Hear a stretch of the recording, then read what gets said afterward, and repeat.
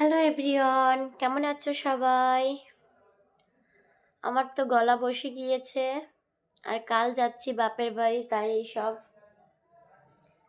এখন ব্যাগটা গুছাবো। আর আমার সঙ্গে একটা অ্যাক্সিডেন্ট হয়ে গিয়েছে ছোটোখাটোই, তো খুব জ্বালা যন্ত্রণা করছে।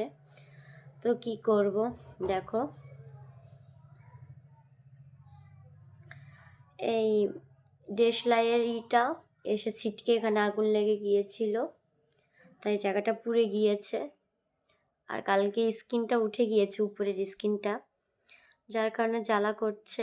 তো ঠিক হয়ে যাবে। আর কালকে সকালে ভোরবেলা চলে যাচ্ছি বাপের বাড়ি, 5টার ট্রেন ধরবো, আর 8টা-9টার ভিতর চলে যাব, যেহেতু অনেকটাই দূর।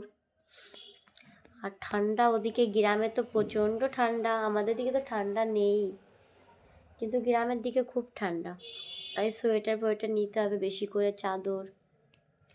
আর তো মায়ের আছে, মায়েরটাই পরতে পারবো। তো স্নান করে এলাম, শ্যাম্পু করলাম, শুকিয়েও গিয়েছে চুলটা।